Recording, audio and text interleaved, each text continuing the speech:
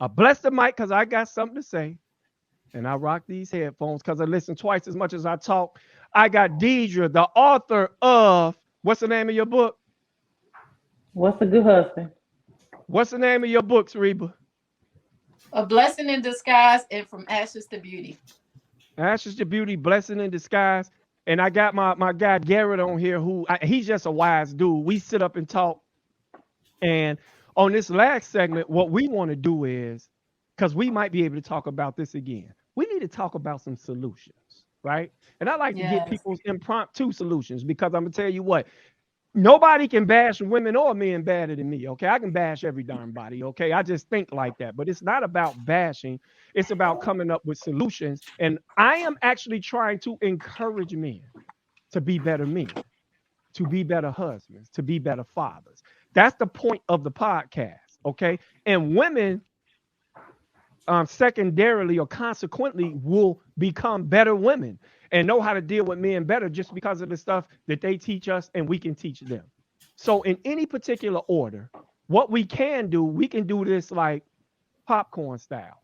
So we can build off each other. So you ain't got to look at this camera and come up with three straight solutions yourself. What we're going to do is when you do this part, I am going to make your screen bigger. So you're going to give me one solution, and each one of us will give two. Okay. So who wants to be the one? Who wants to give one solution? And remember, women, you're talking to men about these solutions as a woman. Okay. I'll Y'all go ready? Who first. want? I'll go first. You gonna Yeah. go first? Who's gonna go first? Oh, go ahead, Okay, let's Reba. go. You, Let's go. So you're gonna be the only one. Let's go. All right. I'll say one solution is therapy. Please go to Okay. therapy. Get the help that you need from your trauma and your past experiences because you might be bringing it in your marriage. And there may be some things that you need to deal with personally before you can even heal the marriage that you have. Okay. Okay. Yeah, that's good. That's good. Therapy.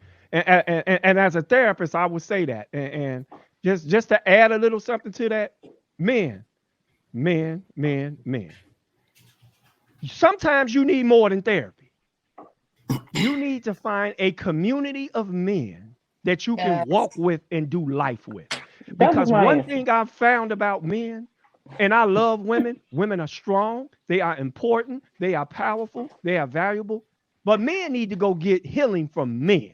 Men need to Yes. go get advice from men. Men need to Yes. go get power from men. Men need to have older mentors. So if it's one solution, I think one solution is you need to find you an older mentor that is successful at something and in marriage. And you need to find a community of men that can walk with you. Because when times get hard, it's okay to talk to a therapist, but you're going to have to pay that person. You need to have some support that's free. People that just love you and going to tell you the truth. I Okay? agree. Yeah. Let's go. Who we got? Who next? Let's get Go these deep. solutions to these people. You ready? No, he took my answer. Okay. We'll come back to you. We'll come back to you. No. Well, Go go ahead. ahead. No, go ahead. Okay. Well, a solution would be to take action. Mm, You that's good. when because y'all said all the other ones, so of course all of those, but take action. When your wife is taking time to have these conversations with you, take action, take heed, and really see her as a human being. See her as a little, like we're dealing with the little boy in you. Look through your wife and deal with the little girl. She's still a little girl just like you, Oh like my or you goodness. are a little boy. So it's like never stop treating her like a little girl. Like you would take care of your little daughters. Take care of your wife that same way. This is somebody's daughter. You Hmm. know. So take action. Oh my God. That was wonderful. That was That was one. wonderful. That That was was awesome. wonderful. I almost want to Yes. comment on it. I will after Gary goes. That was super dope. That was super dope. Go ahead, Gary. Um, I would say communication. I think most people want to be seen, heard, and understood. And so learning how to communicate effectively and being able to express yourself in a way that comes across as not being offensive or not, it's just being truthful and having that understanding, like, hey, we're going to sit down, we're going to talk. I may say some things that you disagree with. I may say some things that may sound hurtful, but I'm trying to be open and communicate with you. So as a man, as men, we have to learn how to communicate better, because I feel like we hear certain things, we internalize it, and then we immediately react, or maybe vice versa with the wife. But learning truly how to communicate with each other is the foundation, I think, of almost all issues that we deal with in relationships. And so if we, men, and it may start with communicating with your peer group, with your friends, with your guys. Start expressing what's really going on. What are you really feeling? Where there's no judgment. Nobody's gonna like beat you over the head for feeling whatever you feel, whether it's right or wrong in others' eyes. Being able to be open and honest, I think, is a first step. And then being able to have that same, opportunity with your spouse, your wife, to be able to have that open, honest dialogue with no judgment, we come in with no preconceived notions, any of that, but let's just talk, and I just want to end real quick, Mikhail. Me and my wife were actually talking last night, and she said something I thought was really profound. She said, a lot of times we hear people say, two people come together, they bring their half, the other person bring their half, and they make a whole. And she said, actually, the two people should be whole already. That's right. When they come together Right. to make a whole, to make the whole better, which means you have to do some work before you make the commitment. You got to work on yourself to know yourself, know your limitations, know what, just know who you are and know what you want before you make that lifelong commitment. So You got to say that whole thing for me again. Say it one more time. well, let me see if I can. And since you ain't lying, you should be able to say it again, okay? Yeah. So basically, two people coming together shouldn't be half and half to make a whole. It should be one whole person and another whole person coming together to make the whole better when they come together, and to do the work prior to the individual work. Meaning, I'm working on myself to know who I am, become a better person, better communicator, more patient, more loving, before I make a lifetime commitment with this other person who hopefully will be doing the same thing. So when we come together, it's like, oh, it works. It just, we're able to overcome those difficulties a lot easier. Not saying the difficulties won't come, but we're able to overcome them easier, because now it's really a team.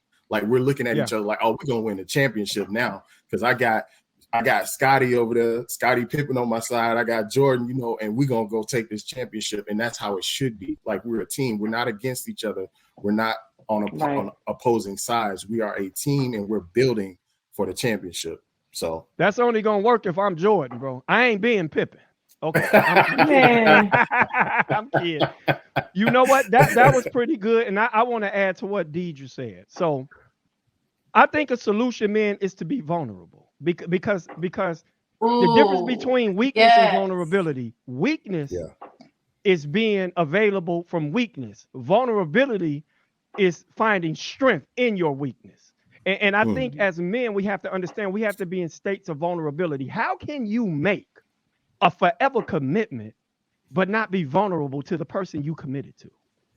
Y'all be out there waxing y'all cars. Y'all out there working out. Y'all out there doing your man cave looks really good, but your insides suck because you have not let her in.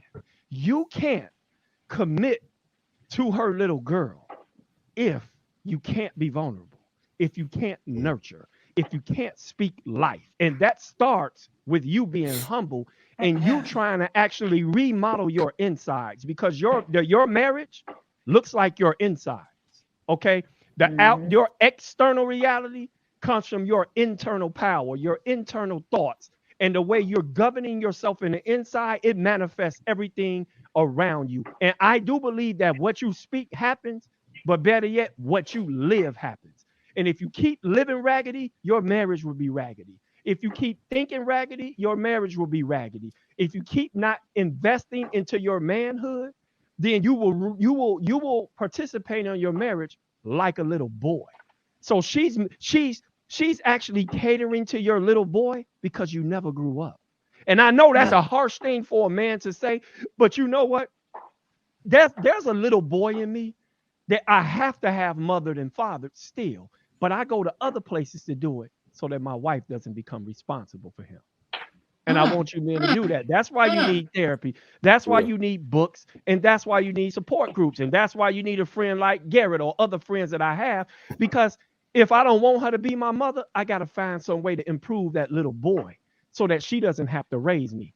Because this is one statement that I said, y'all. This statement is cold. So women don't get offended by this statement. Gary, you're gonna absolutely love this statement. Okay. All right. Watch this. A king never takes off his crown. I will always share my power, but I will never share my throne. Because if I handle this woman the way I need to be, she's going to enjoy being my queen. Because that's how it should be. That's just the order of things.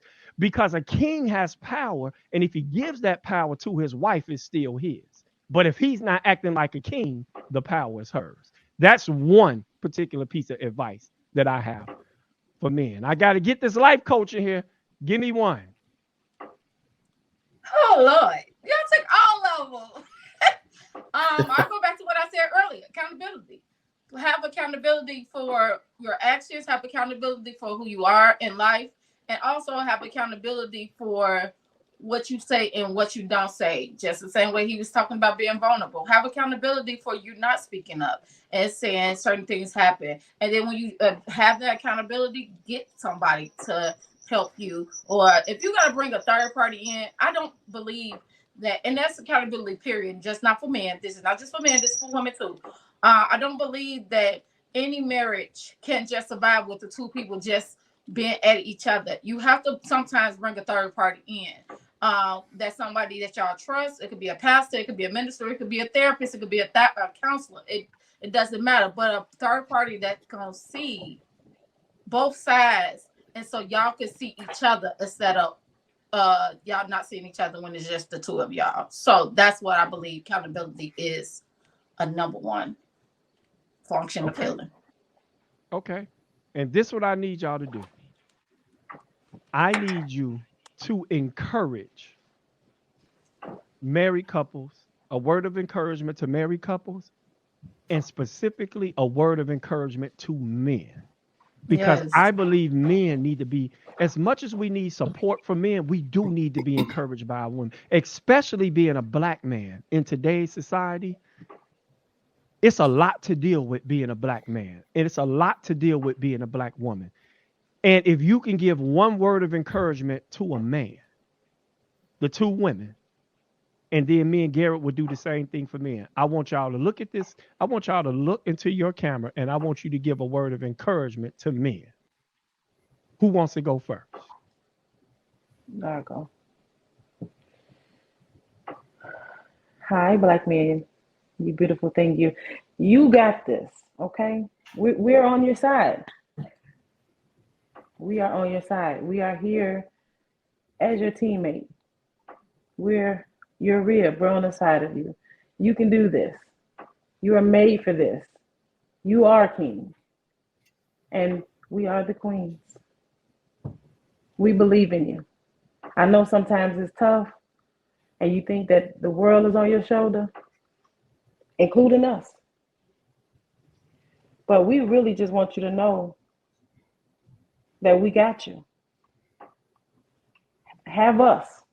Because together, we strong. All right? Okay. Man, I feel encouraged by that. Man, I felt that actually. And I'm mixed. I ain't even all black, but I felt that. You know what I mean? All right, Koala Bear. Bear. Okay, where we at? Let's go, life coach. Let's go. I know you got something for me. Encourage the men. I got you. My encouragement would be, you are enough. don't let this world tell you anything different.